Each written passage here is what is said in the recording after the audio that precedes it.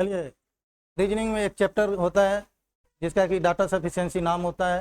इसमें क्या होता है कि नाम ही है, इसका हिंदी ही नाम है आंकड़ों का पर्याप्ता। आंकड़ों का पर्याप्ता इसका नाम ही है। इसमें आपको आंकड़ा जो भी दिया रहेगा, जो भी डेटा दिया रहेगा, उस डेटा के आधार पे आपको ये चेक करना है कि ये इसका सही उत्तर है या सही उत्तर नहीं है। अब इसमें देखेंगे कि इसका पूछने का जो तरीका होता है वो अलग अलग होता है। हम पहले भी बोले हुए हैं कि ये जो चैप्टर होता है ये या तो बैंक पीओ में पूछेगा या बैंक क्लर्क में पूछेगा, या नहीं तो सीजीएल या ग्रेजुएशन लेवल का जो भी एग्जाम होता है, जैसे कि मेंस का एग्जाम जिसमें भी होगा उसमें ये डाटा सफिशिएंसी पूछेगा। सबसे ज़्यादा इम्पोर्टेंट इस बात का है इस चैप्टर का कि ये जब भी रहेगा पूछेगा तो 5 नंबर मैथ में भी पूछेगा और 5 नंबर रीजनिंग में भी पूछेगा, दोनों का दोनों पूछेगा। 10 नंबर बनेगा। जब क्वेश्चन का लेवल बहुत ज़्यादा हार्ड रहेगा तो अगर आपसे कुछ नहीं बनेगा, कोई भी चैप्टर नहीं बनेगा, तो ये डाटा सफिशिएंसी बनेगा 5 नंबर मैथ में भी और 5 नंबर रीजनिंग में भी, दोनों का दोनों। अब दूसरा ये सवाल होता है कि डाटा सफिशिएंसी में पूछता क्या है, होता क्या है। तो डाटा सफिशिएंसी में पिछले क्लास में भी बोले हुए थे कि इसमें एक अच्छा भी है और एक बुरा भी है। अच्छा तो ये है कि जब कुछ भी नहीं बनेगा तो आपको ये चैप्टर बनेगा, 10 नंबर आपका फिक्स है कि वो 10 नंबर आएगा। दूसरा है कि जब आप ये डाटा सफिशिएंसी का क्वेश्चन देखिएगा, इसमें क्या होता है कि या तो रीजनिंग में पूछा या मैथ में पूछेगा, तो ओवरऑल पूछेगा जितना कि पूरा का पूरा रीजनिंग का चैप्टर होता है। हम सारा का सारा चैप्टर में से कुछ क्वेश्चन जो है वो हम लाए भी हैं, जो कि प्रीवियस ईयर क्वेश्चन है, तो वो सारा बनेगा। अब इसमें आपको ये नहीं निकालना है, जैसे हर एक चैप्टर में क्या होता है कि हम ये निकालते हैं कि कोई भी डाटा दिया गया उसका आंसर क्या हो, यही निकालते हैं। लेकिन इसमें क्या है कि आपको आंसर निकालने का जरूरत नहीं होता है। अगर आपका प्रैक्टिस है, हर एक चैप्टर पे काम किया हुआ है, तो आप डाटा देख करके, क्वेश्चन देख करके आप ये अनुमान लगा सकते हैं, ये रिजल्ट निकाल सकते हैं कि इसका ये जो डाटा दिया गया उससे वो क्वेश्चन का सोल्यूशन निकलेगा या नहीं निकलेगा। दूसरा, इसमें क्या होता है कि जैसे कि कोई भी क्वेश्चन रहेगा उसका 2 रहेगा, 1 और 2 डाटा दिया रहेगा। अब बहुत सारा क्वेश्चन ऐसा होगा कि जिसमें कि 1 डाटा है और 2 डाटा है, दोनों डाटा दिया गया है, उसमें एक ही आंसर आएगा। जैसे कि अगर पहला डाटा से 8 आंसर आया तो दूसरा से भी 8 आएगा अगर आप सोल्यूशन कीजिएगा। लेकिन बहुत सारा क्वेश्चन ऐसा भी मिलेगा कि जिसमें कि डाटा तो है, आंसर भी निकल रहा है, लेकिन पहला में क्या होगा कि 8 निकल रहा है तो दूसरा में 6 निकल रहा है, या 4 निकल रहा है, या 5 निकल रहा है, कुछ भी निकल रहा है। तो उससे कोई मतलब नहीं है कि दोनों में सेम रहना चाहिए। अगर दोनों में अलग अलग भी है उससे कोई मतलब नहीं है, आंसर निकलेगा। अब देखेंगे कि जब क्लर्क लेवल का एग्जाम दीजिएगा या हल्का लेवल का एग्जाम दीजिएगा तो उसमें क्या होगा कि जब भी डीएस का क्वेश्चन है, जैसे ये है, जैसे ये है क्वेश्चन, इसमें देखेंगे कि ये तो क्वेश्चन दिया गया है, इसमें क्या है कि डाटा दिया गया है, एक डाटा 1 दिया गया है, एक डाटा 2 दिया। सबसे पहला काम करेंगे, क्वेश्चन पढ़ेंगे, इसका जो ये ऑप्शन है ये ऊपर में लिखा रहता है। अब जब 2 डाटा दिया रहेगा तो उसमें सबसे पहले हम पहला जो है इससे हम ये क्वेश्चन को बना के देखेंगे कि ये क्वेश्चन बनता है या नहीं बनता। तो अगर क्वेश्चन बना या नहीं बना, मतलब क्या कि इससे आंसर निकला या इससे आंसर नहीं निकला, उससे हमको कोई मतलब नहीं है। या तो सही होगा या गलत होगा, 2 ही चीज में से कुछ भी होगा। अगर सही भी हो जाएगा तो फिर भी हम सेकंड को, ये जो सेकंड दिया गया है लाइन, सेकंड लाइन को हम चेक करेंगे कि इससे भी आंसर निकलता है या नहीं निकलता। तो कुछ कंडीशन बनेंगे। कंडीशन क्या होगा कि या तो पहला सही होगा या दूसरा गलत होगा, ये कंडीशन निकलेगा। अगर पहला सही है और दूसरा गलत होगा तो हम क्या करेंगे कि ऊपर में देखेंगे ये लिखा गया कि केवल 1 डाटा उत्तर देने के लिए पर्याप्त है, 2 पर्याप्त नहीं है। मतलब क्या कि ऑप्शन नंबर 1 आंसर होगा। ठीक है। अब इसी में क्या होगा कि दूसरा कंडीशन ये बनेगा कि ये पहला गलत हो जाएगा और ये दूसरा डाटा से आंसर निकल जाएगा। दूसरा कंडीशन यही बनेगा। तो जब दूसरा ये कंडीशन बनेगा उसमें देखेंगे ये दिया गया कि केवल 2 जो है वो डाटा उत्तर देने के लिए पर्याप्त है और 1 जो है वो उत्तर देने के लिए पर्याप्त नहीं है। तो इस कंडीशन में आंसर जो होगा वो ऑप्शन नंबर 2। उसके बाद क्या होगा, एक और कंडीशन बनेगा जिसमें क्या होगा कि पहला से भी आंसर निकलेगा, अपना आंसर निकलेगा जो भी आंसर आएगा, और दूसरा से भी आंसर आएगा, दोनों का दोनों सही होगा। ये कंडीशन भी बन सकता है। तो जब दोनों में से अपना अपना आंसर आएगा तो उस कंडीशन में आंसर होगा कि या तो केवल 1, मतलब 1 से भी आंसर निकलेगा और ये 2 से भी आंसर निकलेगा, ये दोनों से आंसर निकलेगा। उस कंडीशन में आंसर जो होगा वो ऑप्शन नंबर 3। अब लास्ट कंडीशन जो होगा वो कंडीशन क्या होगा कि दोनों का दोनों गलत होगा। ये भी कंडीशन बन सकता है कि दोनों का दोनों गलत होगा। जब पहला और सेकंड दोनों गलत हुआ तब लास्ट में इसका एक स्टेप और आगे करेंगे। वो स्टेप क्या होगा कि हम 1 और 2 दोनों के डाटा को मर्ज कर देंगे, दोनों के डाटा को मिलाएंगे और ये दोनों को एक मान लेंगे, और ये दोनों को एक मानते हुए उसके बाद क्वेश्चन को सोल्यूशन करेंगे कि आंसर निकलता है या नहीं निकलता है। तो उसके बाद भी दो कंडीशन बनेगा कि या तो ये दोनों के डाटा को मर्ज करने के बाद आंसर निकलेगा या नहीं निकलेगा। तो जब अगर आंसर नहीं निकलेगा, उसके बाद भी अगर आंसर नहीं निकलेगा, तो ये डाटा दिया गया कि 1 और 2 दोनों डाटा को मिला करके भी उत्तर देने के लिए पर्याप्त नहीं। अगर आंसर निकलेगा तो आंसर हो जाएगा कि 1 और 2 डाटा मिला करके उत्तर देने के लिए। स्टूडेंट कंफ्यूजन यहाँ पे करता है कि बहुत सारा स्टूडेंट कंफ्यूजन ये करेगा कि जैसे क्या कि 1 से भी आंसर आ गया और 2 से भी अपना अपना आंसर आ गया, उसमें जो इंस्ट्रक्शन दिया गया उसको पढ़ने में कंफ्यूजन होता है। स्टूडेंट कंफ्यूजन यहाँ होगा कि जब पहला से भी आंसर आ गया और दूसरा से भी आंसर आ गया तो आंसर इंस्ट्रक्शन में ये लिखा रहेगा कि या तो केवल 1 से आंसर निकलेगा या केवल 2 से आंसर निकलेगा, ये लिखा रहेगा। लेकिन अगर दोनों के डाटा को मर्ज किया रहेगा तो उसमें लिखा रहेगा कि 1 और 2 दोनों मिला करके उत्तर देने के लिए पर्याप्त है। इस दोनों में कंफ्यूजन नहीं कीजिएगा। ये जो दिया गया ये मैक्सिमम टाइम में इंस्ट्रक्शन यही रहेगा, इसमें कोई चेंजिंग नहीं रहेगा। लेकिन जब से ऑनलाइन एग्जाम हुआ है या आप कोई भी ऑनलाइन एग्जाम देने जाइएगा तो ये इंस्ट्रक्शन चेंज रहता है। ये जरूरी नहीं है कि इसी क्रम में 1 2 3 4 5 लिखा रहेगा, ये ऊपर नीचे हो सकता है। इसीलिए जब भी कोई भी एग्जाम देने जाइएगा तो पहला काम करेंगे कि इंस्ट्रक्शन पढ़ेंगे और इंस्ट्रक्शन पढ़ने के बाद क्वेश्चन को सॉर्ट आउट करेंगे और इंस्ट्रक्शन को ये ध्यान में रखेंगे कि कौन सा इंस्ट्रक्शन कहाँ पे है। अब ये नहीं है कि हर एक क्वेश्चन को हम बना रहे हैं और फिर इंस्ट्रक्शन पढ़ रहे हैं, क्योंकि अगर आप लोग में से कोई भी ऑनलाइन एग्जाम दिए होइएगा उसमें सबसे बड़ा प्रॉब्लम जो आता है वो स्क्रॉल करने का प्रॉब्लम आता है कि ऊपर नीचे या लेफ्ट राइट करना पड़ता है। तो जैसे ही ऊपर नीचे या लेफ्ट राइट कीजिएगा तो और स्टूडेंट की अपेक्षा में आपका टाइम ज़्यादा किल होगा। ये देखिएगा, या घर पे भी अगर आप ऑनलाइन प्रैक्टिस करते होइएगा तो ये चीज़ फेस करते हैं। पहले क्या होता था, आज से 2 साल 3 साल पहले, कि आप एग्जाम शुरू होने से पहले आप सेलेक्ट करते थे कि हिंदी में आपको एग्जाम देना है या इंग्लिश में देना है। अब क्या होता है कि आप वो सिलेक्शन खत्म हो गया, आपको फॉर्म भरने के वक्त में ही वो सिलेक्शन लेता है और आप एग्जाम देने जाइएगा तो आपका क्वेश्चन हिंदी में भी रहेगा और इंग्लिश में भी रहेगा। अगर आप बंगाल से हैं तो बंगाली में रहेगा और इंग्लिश में रहेगा। मतलब है कि दोनों में रहेगा। इसका मतलब है कि क्वेश्चन लंबा होगा, जैसे ही लंबा होगा तो वो स्क्रॉल करना पड़ेगा। तो इसीलिए जो भी डाटा पढ़िएगा वो डाटा ध्यान में रखिएगा कि क्या होगा। आजकल क्या है कि जब पिछला 2 साल में ऑनलाइन एग्जाम हुआ है, नंबर ऑफ वैकेंसी कम हुई है, तो क्या किया कि क्वेश्चन का स्टैंडर्ड बढ़ाया। अब जैसे ही क्वेश्चन का स्टैंडर्ड बढ़ाएगा तो हर एक चीज में क्या करेगा कि कुछ एक्स्ट्रा ऐड करने के बारे में सोचता है कि हम क्या ज्यादा एक्स्ट्रा ऐड कर सके। जैसे कि पिछले साल का एसएससी सीजीएल का क्वेश्चन देखिएगा, उसमें भी देखिएगा जो डीएस का क्वेश्चन है वो थोड़ा लंबा है, और उसमें डीएस के क्वेश्चन में आजकल जो है वो अगर 5 क्वेश्चन पूछेगा तो 3-4 क्वेश्चन ऐसा पूछेगा जो कि सिटिंग अरेंजमेंट और पजल से इंक्लूडेड रहेगा। पहले क्या होता था कि सिटिंग अरेंजमेंट और पजल से एक क्वेश्चन दे दिया काफी है। अभी भी सीजीएल का आज जैसे डेट आया, अगर कोई फॉर्म भरे होइएगा तो हम हमेशा यही बात बोलते हैं कि आप जो है पिछला जो भी प्रीवियस ईयर क्वेश्चन है, पिछले 4 साल का 5 साल का, उस क्वेश्चन पे प्रैक्टिस कीजिएगा।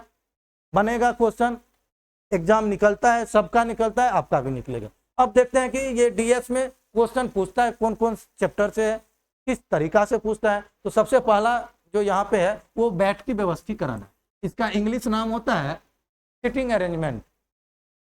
ये क्वेश्चन है सिटिंग अरेंजमेंट का। तो इसमें देखेंगे कि जो भी सिटिंग अरेंजमेंट का क्वेश्चन है इसमें या तो एक सीधी लाइन पे है, जैसे कि सिटिंग अरेंजमेंट में जितना टाइप होता है कि या तो लाइन पे बैठेगा या सर्कुलर टेबल पे बैठेगा या स्क्वायर टेबल पे बैठेगा, वो जो भी होगा वो सबसे क्वेश्चन रहेगा, वो सारा से रहेगा। बिल्डिंग का भी क्वेश्चन रहेगा अगर पजल इंक्लूड करके पूछेगा तो। मतलब सेम टू सेम आपको फील होगा कि हम सिटिंग अरेंजमेंट और पजल बना रहे हैं।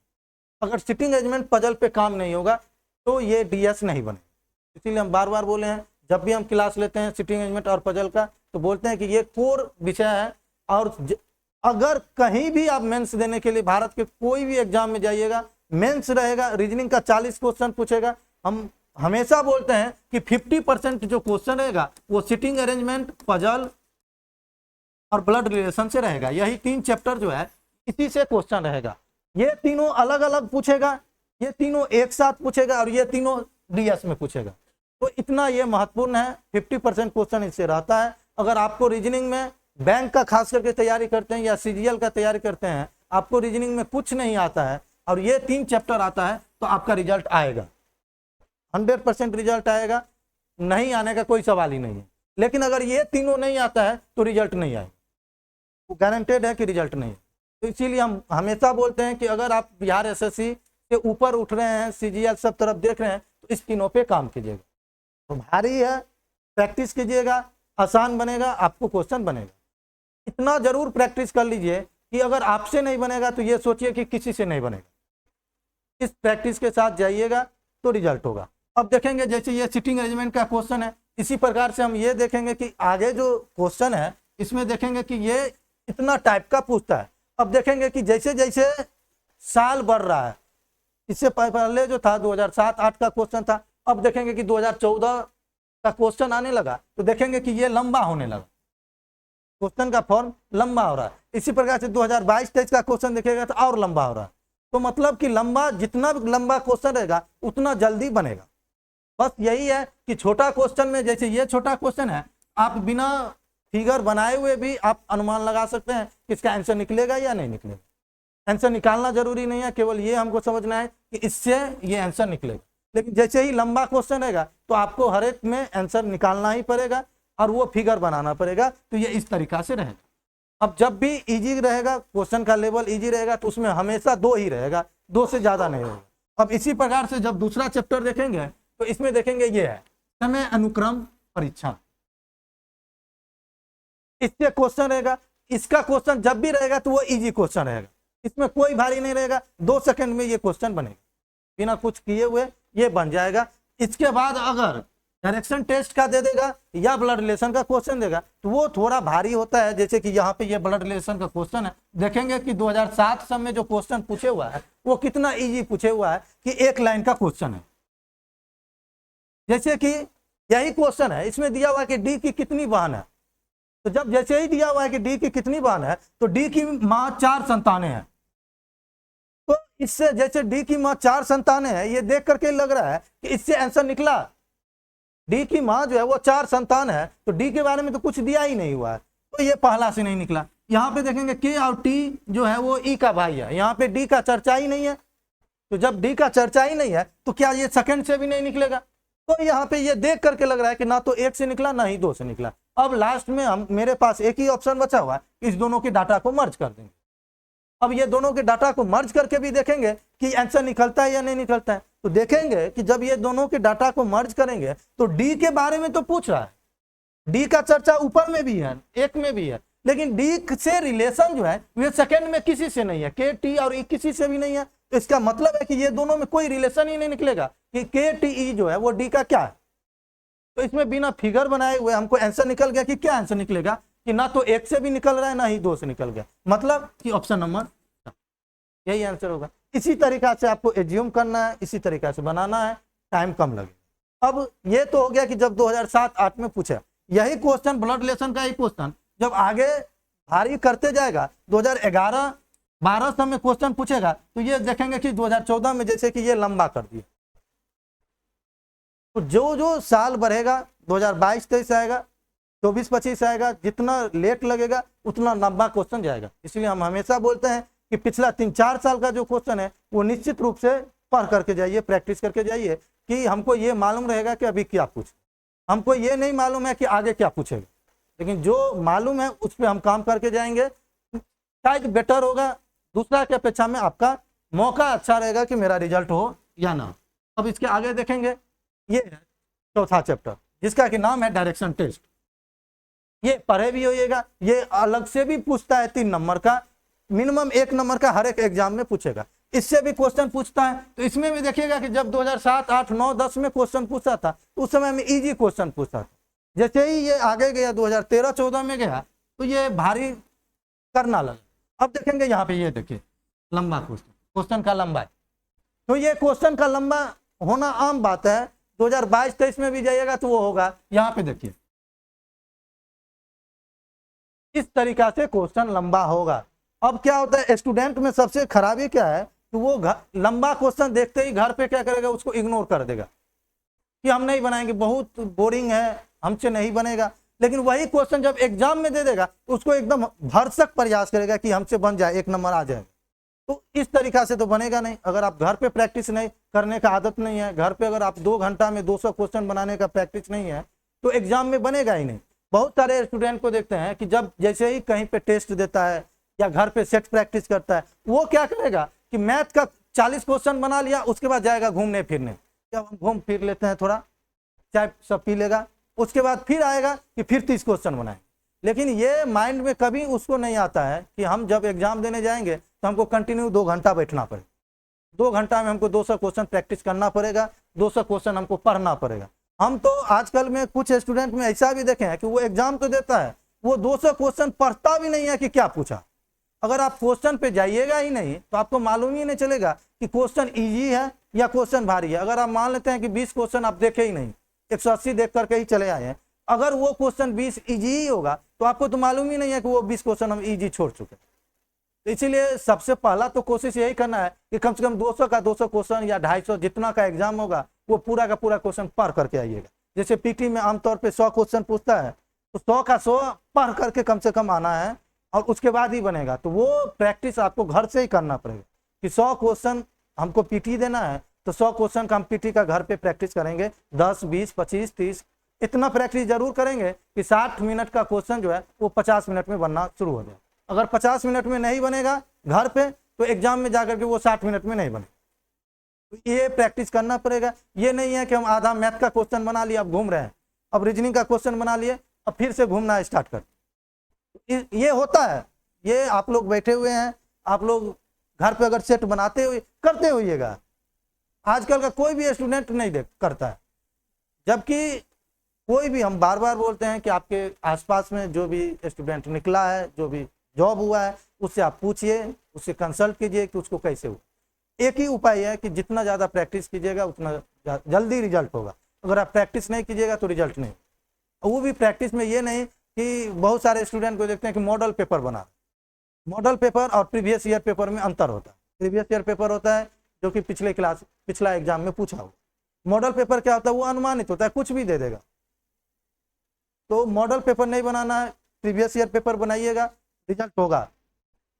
ये नहीं है फिर वही बात है कि मैथ का बना लिए, रीजनिंग का घूम रहे हैं, रीजनिंग बना लिए, इंग्लिश के वक्त में घूम रहे हैं। देखिएगा डीएस वही है कि लंबा क्वेश्चन रहेगा। आजकल तो सब कुछ में लंबा क्वेश्चन देने लगा है। एक कैलेंडर का क्वेश्चन देखिएगा, पजल का क्वेश्चन देखिएगा, सिटिंग अरेंजमेंट का क्वेश्चन देखिएगा, सब में लंबाई है। क्वेश्चन इजी है लेकिन लंबा बहुत है। तो लंबा क्वेश्चन पे काम करना शुरू कीजिए। वैसे हम तो बताएंगे ही, हर एक क्लास में जो है हम कम से कम 5 से 10 क्वेश्चन लंबाई का वाला जो क्वेश्चन है वो हम देंगे, जिससे कि आपको पता चले कि ये सब क्वेश्चन भी देगा तो पढ़ना कैसे है। क्योंकि आप लोगों को सबसे पहला दिक्कत होगा कि पढ़ेंगे कैसे। इतना पढ़ने से बढ़िया कि अंठिया देते हैं, छोड़ देते हैं। वो छोड़ने वाला जो कॉन्सेप्ट है वो भूल जाइए। अब देखेंगे नेक्स्ट, ये कोडिंग डिकोडिंग का है। ये 5वां चैप्टर है कोडिंग डिकोडिंग। कोडिंग डिकोडिंग में जो हम बताए हुए थे type 1, type 2, type 3, type 4, type 5, उसमें ये जो कोडिंग डिकोडिंग में जब भी पूछेगा, मैक्सिमम क्वेश्चन जो पूछेगा वो टाइप 2 से पूछेगा या टाइप 3 से पूछेगा, यही दोनों से पूछेगा डीएस में। और ये भी वही इजी है जैसे यही है, ऑलवेज ईट गुड फूड, ये एंजॉय ईटिंग गुड फूड। अब इसमें हमको बनाना है कि इसको कैसे बनाएंगे, हमको कोड पूछ रहा है फूड का।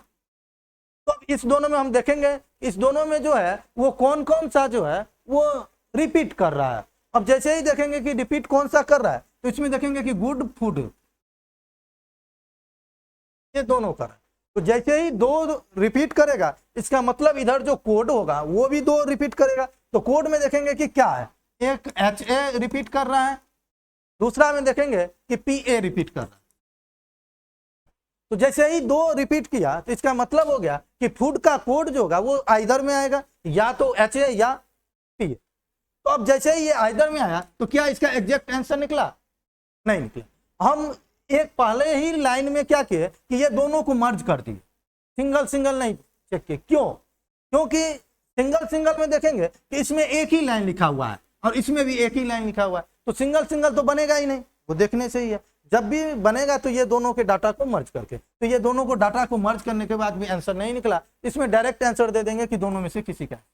वैसे ही ये है, तो इसमें देखेंगे कि ये 2-2 दिया गया है हर एक में, इसमें अलग अलग चेक करना पड़ेगा कि एक का भी चेक करेंगे, 2 का भी चेक करेंगे, जिस तरीका से आंसर आएगा वो आंसर देंगे। ये और जो डीएस में और चैप्टर से क्वेश्चन रहेगा उसके अपेक्षा में ये इजी रहेगा। अगर 5 क्वेश्चन रहेगा डीएस का तो उसमें एक क्वेश्चन जो है वो कोडिंग डिकोडिंग का रहेगा, 100% रहेगा। इसके बाद देखेंगे, इसके बाद जो भी क्वेश्चन रहेगा वो एकदम इजी रहेगा। ये रैंकिंग टेस्ट का क्वेश्चन है, ये भी इजी है, रैंकिंग टेस्ट में जैसे बनाते हैं वही सेम टू सेम है।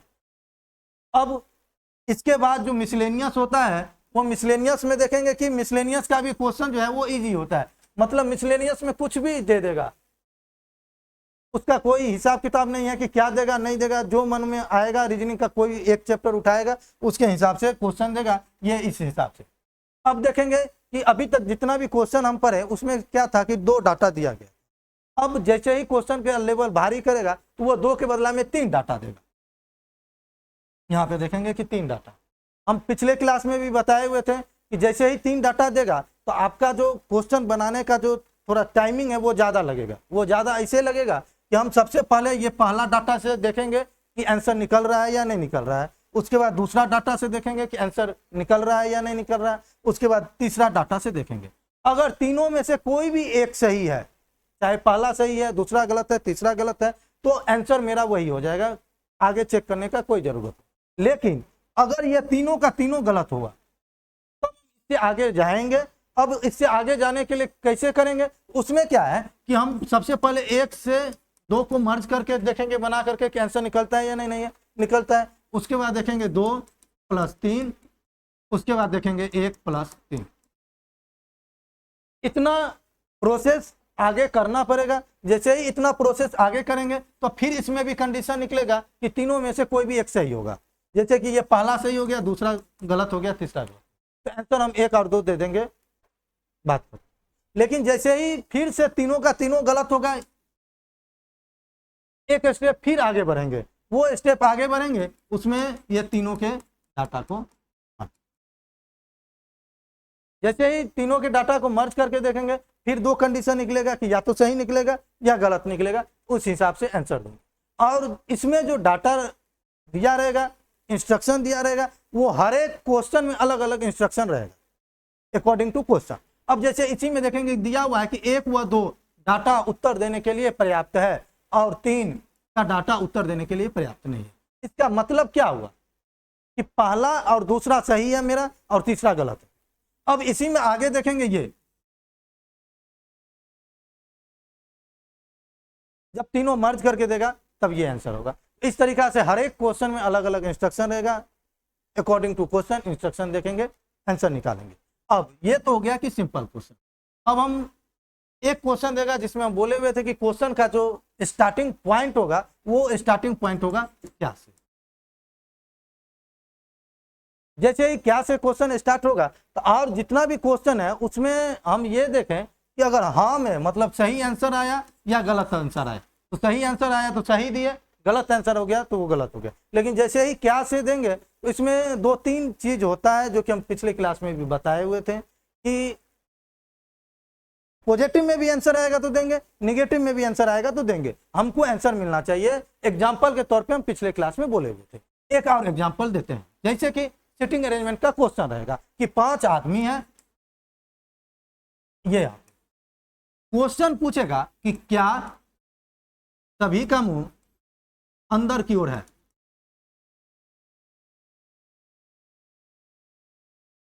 ये सभी का मुंह अंदर की ओर है, 5 आदमी है। अब ये डाटा दिया गया है, इस तरीका से फिगर आया कि यहाँ पे ए है, ये अंदर की ओर है, यहाँ पे सी है, ये भी अंदर की ओर है, यहाँ डी है, नहीं पता है कि किधर है, यहाँ पे ई है और यहाँ पे बी है।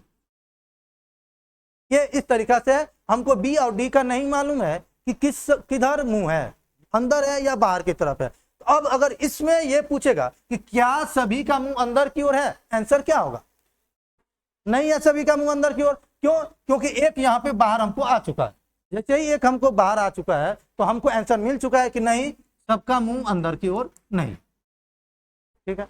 अब आंसर निकल गया कि नहीं, सबका मुंह अंदर की ओर नहीं है। दूसरा यही सेम में, ये तो पहला फिगर से देखेंगे, सेकेंड डाटा से अगर ये आया कि ए यहाँ पे है अंदर की ओर, यहाँ पे बी है, यहाँ पे डी है, यहाँ पे सी है और यहाँ पे ई। हमको ए और बी अंदर की ओर दिए, सी डी और ई के बारे में हमको नहीं पता है कि किधर चेहरा है, किधर फेस है। अगर इस क्वेश्चन में हमको ये पूछेगा कि क्या सभी का मुंह अंदर की ओर है, आंसर क्या होगा?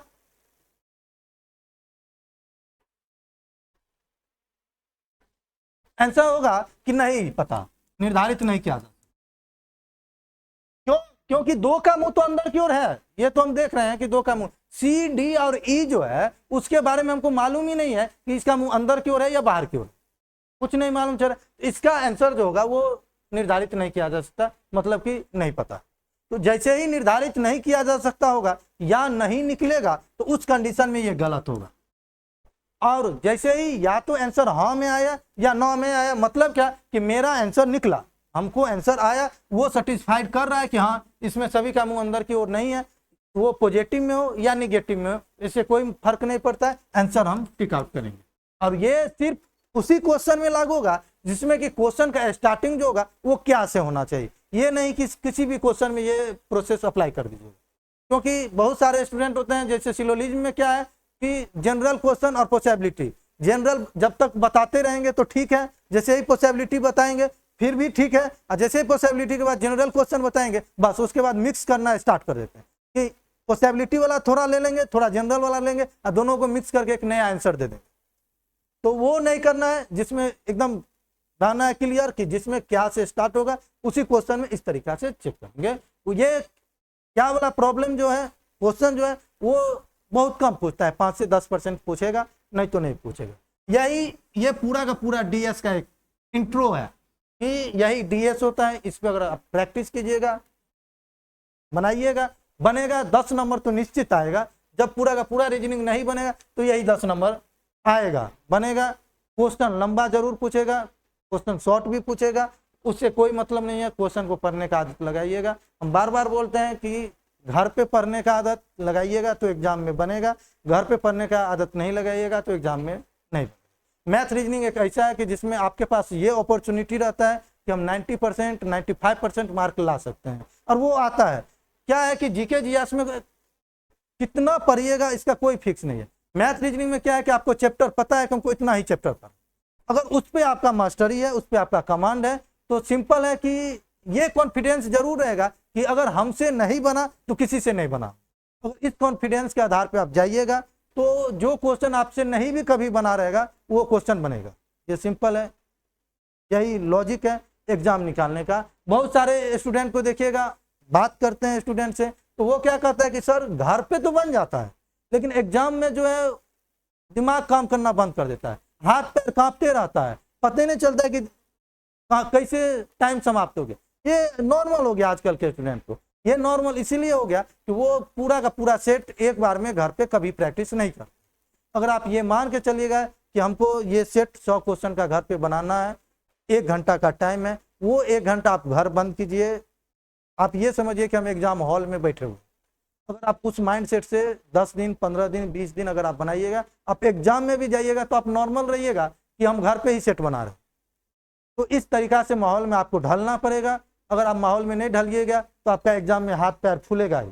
उसके बाद क्या होगा कि जब हाथ पैर कांपना स्टार्ट करेगा तो जो क्वेश्चन आएगा भी वो भी क्वेश्चन आप छोड़ करके आइएगा। ये होता है, ये स्टूडेंट के साथ फेस होता है। तो इसको अगर आप मैनेज कर लिए तो फिर एग्जाम निकल जाए। क्योंकि आप अगर क्वेश्चन वही क्वेश्चन जो आप एग्जाम दे करके आइए और वही क्वेश्चन आप घर पे बनाइएगा तो आपको लगेगा कि इससे आसान क्वेश्चन हो ही नहीं सकता। या नहीं तो जो आप एग्जाम नहीं दिए हैं, कोई दूसरा आपके कलीग कोई भी चीज का एग्जाम दिए, उस क्वेश्चन को आप घर पे बनाइए, आपको लगेगा ये तो हम एग्जाम देते तो ऐसे ही निकल जाते। तो बस यही जो मेंटल प्रॉब्लम होता है, मेंटल हरासमेंट होता है जो कि एग्जाम का और घर का, उसको दूर करना है। वो जिस दिन दूर हो जाएगा वो रिजल्ट तुरंत आ जाएगा, वो 1 साल में ही आ जाएगा। उसके लिए 2 साल 4 साल वेट करने का जरूरत नहीं। हाँ यही है कि सही वे में पढ़िए, प्रीवियस ईयर पे प्रैक्टिस कीजिएगा तो रिजल्ट आएगा, प्रीवियस ईयर पे प्रैक्टिस नहीं कीजिएगा तो रिजल्ट नहीं आएगा। इसके लिए आप कुछ भी पढ़िए, उससे कोई मतलब नहीं। तो अभी CGL का एग्ज़ाम है, जिनका भी CGL का एग्ज़ाम होगा वो अभी से प्रैक्टिस कीजिए। बहुत आदमी का आज बिहार पुलिस का एग्ज़ाम है, IBPS का एग्ज़ाम है, दोनों एग्ज़ाम चल रहा है। आप जिस चीज़ का तैयारी करते हैं, कंसर्न स्टूडेंट, अगर आप फॉर्म फिल नहीं किए हैं किसी कारणवश, तो कंसर्न स्टूडेंट से वो फॉलोअप ले लीजिए कि किस तरीका का क्वेश्चन पूछ रहा है और मेरा तैयारी क्या है, दोनों मैच कर रहा है या नहीं कर रहा। अगर बीच में गैप है तो उस गैप को फुलफिल कीजिए कि किस वजह से मेरा ये गैप, वो गैप अगर फुलफिल कर लीजिए तो पहला ही एग्जाम में हो सकता है कि PT अगर पास कीजिएगा तो मेंस में वो कॉन्फिडेंस मिलता है कि हम PT पास करके आए। अगर PT में 2 बार फेल कीजिएगा तो आपका जो कॉन्फिडेंस है वो अपने आप डाउन हो जाएगा, उसमें कोई आपको हेल्प करने नहीं आएगा, खुद ब खुद डाउन हो जाएगा। अगर पहला ही एग्जाम निकलेगा PT तो वो कॉन्फिडेंस वो हाई जाएगा, उसके बाद आपका PT निकलते रहेगा, मेंस तक पहुंचिएगा। मेंस के लिए थोड़ा हल्का पुशअप कीजिएगा, पूछता वही है, उसका स्वरूप जो होता है थोड़ा भारी होता है PT के अपेक्षा। क्वेश्चन भी देखे होइएगा, प्रीवियस ईयर क्वेश्चन देखिएगा तो वही स्वरूप होता है, इसी पे काम कीजिएगा, क्वेश्चन बनेगा, रिजल्ट भी आएगा। तो यही है DS, इसी पे देखेंगे, यही है DS, इसको प्रैक्टिस कीजिएगा, यही क्वेश्चन है। बाकी आप लोग प्रैक्टिस कीजिए, देखिए कि कैसे DS मिलता है। बस इतना ही रहने दीजिए।